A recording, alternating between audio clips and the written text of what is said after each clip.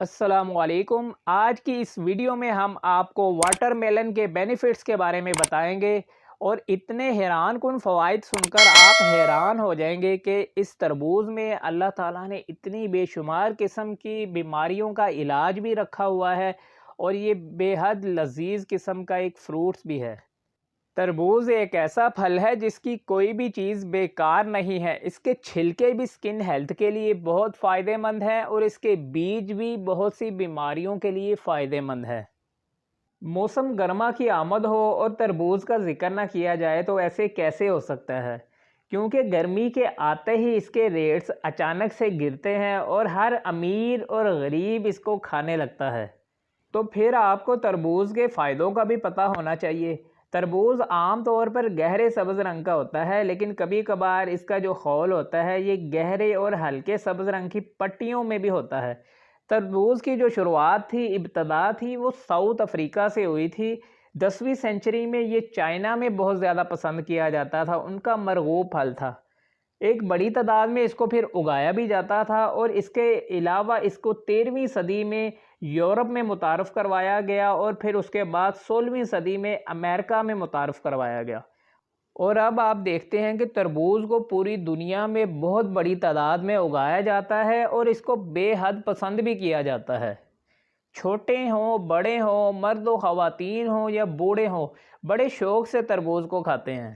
تربوز ایک ایسا پھل ہے جس میں 92% جو ہے واٹر کنٹینٹ ہیں، یعنی اس میں 92% جو ہے وہ پانی ہے۔ اس کے علاوہ اس میں vitamin A, vitamin B, C, fibre اور بے شمار قسم کے اس میں وائٹامن ہے، منرل سے بھرپور ہے اور اینٹی آکسیڈنٹ سے بھرپور ہے اور بے شمار قسم کی بیماریوں کا علاج بھی ہے۔ یہ تربوز کھانا سنت بھی ہے کیونکہ یہ ہمارے نبی پاک صلی اللہ علیہ وسلم کو بہت پسند تھا۔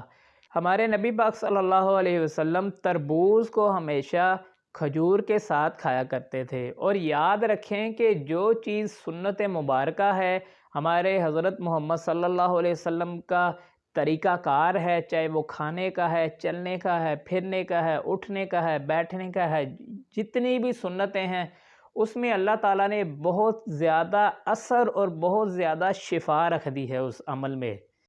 اور اس کے علاوہ سنت پر عمل کرنے پر آپ کو آپ کی دنیا اور آخرت آپ کی دونوں بہتر ہو جاتی ہیں، یعنی دنیا کے مسائل بھی آپ کے حل ہو جاتے ہیں، پریشانیاں مصیبتیں بھی حل ہو جاتی ہیں، بیماریاں بھی آپ کی ختم ہو جاتی ہیں اور سنت پر عمل کرنے کا جو اجر و ثواب آپ کو ملنا ہے وہ آخرت میں ملنا ہی ملنا ہے۔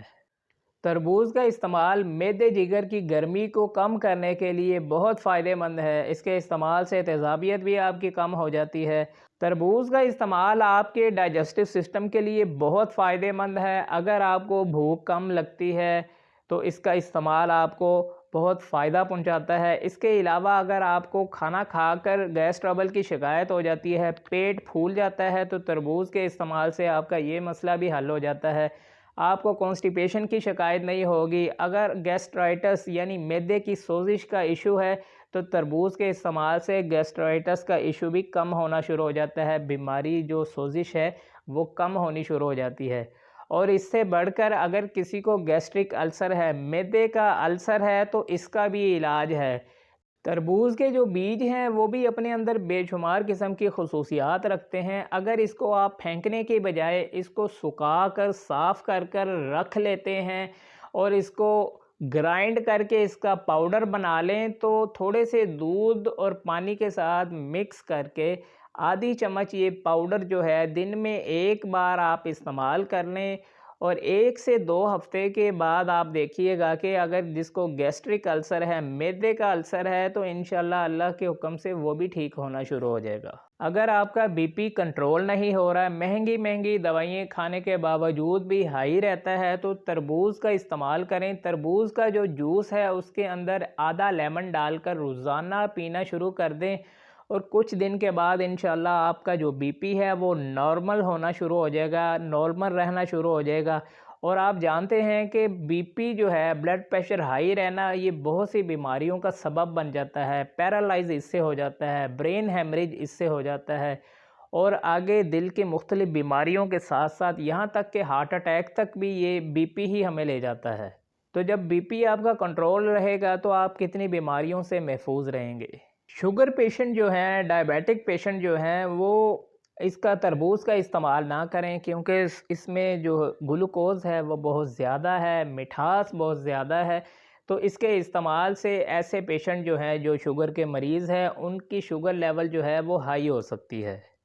تربوز کے استعمال سے آپ کے جسم میں بننے والے جو فری ریڈیکلز ہوتے ہیں، یعنی جو نقصان دہ مادے ہوتے ہیں، ان کا اخراج ہوتا ہے، ان کا خاتمہ ہوتا ہے، اور اس کے علاوہ تربوز کے استعمال سے آپ کینسر جیسے مہلک مرض سے بھی محفوظ رہتے ہیں۔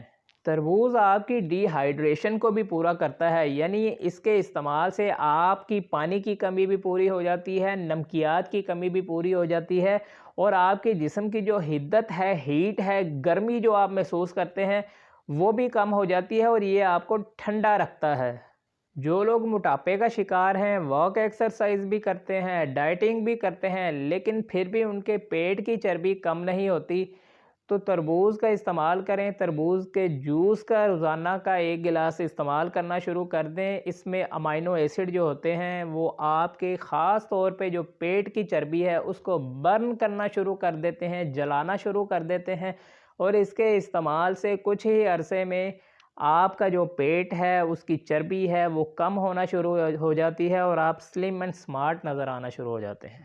تربوز کا استعمال آپ کے لیور فنکشن کے لیے بہت فائدہ مند ہے۔ یہ آپ کے لیور کو ڈیٹوکسیفائی کرے گا، لیور کے فنکشن کو بہتر کرتا ہے۔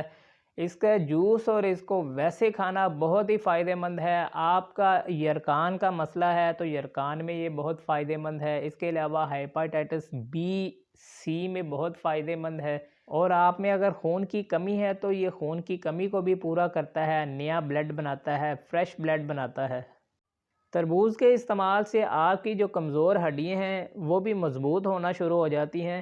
جن لوگوں کو اوسٹیوپروسس کا مسئلہ ہے، یعنی جن کی ہڈیوں میں بھربھرا پانا آ چکا ہے، ہڈیاں کمزور ہو چکی ہیں، تو تربوز کے استعمال سے ان کی ہڈیوں کا جو اوسٹیوپروسس لیول ہے وہ کم ہونا شروع ہو جاتا ہے، ہڈیاں مضبوطی کی طرف آنا شروع ہو جاتی ہیں۔ اگر آپ کا دل چاہتا ہے ہر وقت لڑائی جھگڑے کو، غصہ اور چڑچڑاپن بہت زیادہ ہے، سٹریس شدید قسم کا ہے، انزائٹی ڈپریشن میں بہت زیادہ آپ مبتلا ہو چکے ہیں، تو اس کے استعمال سے، تربوز کے استعمال سے آپ کا انزائٹی ڈپریشن لیول بھی کم ہوگا، غصہ چڑچڑاپن بھی کم ہوگا، اور اس کے جوس کو بھی آپ استعمال کیجئے۔ اس کے استعمال سے آپ کا موڈ جو ہے وہ خوشگوار رہنے لگے گا۔ فیس گلوئنگ کے لیے، چہرے کی شادابی کے لیے، خوبصورتی کے لیے، فریشنس کے لیے تربوز کا استعمال بہت فائدہ مند ہوتا ہے۔ تربوز کے استعمال سے آپ کی سکن ہیلتھ بھی بہتر ہوتی ہے، کیونکہ اس میں وائٹامن سی بہت زیادہ مقدار میں پایا جاتا ہے، اور وائٹامن سی جو ہے خاص طور پہ آپ کی سکن ہیلتھ کے لیے بہت فائدہ مند ہوتا ہے۔ تربوز کو آپ کھانے کے ساتھ ساتھ اس کے چھلکوں سے بھی فائدہ اٹھا سکتے ہیں۔ جن خواتین کا چہرہ برا ہو چکا ہے، فیس فریکلز کا ایشو ہے، چہرے پہ داغ دھبے چھائیاں بن گئی ہیں، چہرہ بدنما لگنا شروع ہوا ہے، تو ایسے لوگوں کو، ایسی فیمیلز کو گھبرانا نہیں چاہیے۔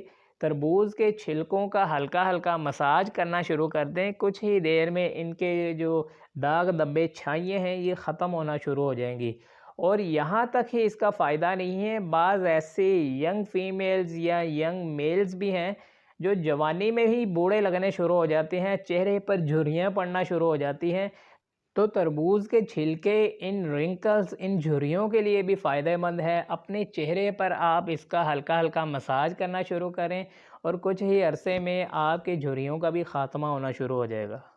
تربوز کے استعمال سے آپ کی کڈنی کی کلینزنگ بھی ہوتی ہے، یعنی گردوں کی صفائی بھی ہوتی ہے۔ آپ کے گردوں سے یوریا، امونیا جو آپ کے گردوں کو نقصان پہنچاتا ہے، کڈنی فیلئر تک کا جو معاملہ جاتا ہے اس کا اخراج ہوتا رہتا ہے، گردوں کی صحت بھی ٹھیک رہتی ہے، تندرست رہتے ہیں، تو یہ گردوں کے لیے بہت فائدہ مند ہے۔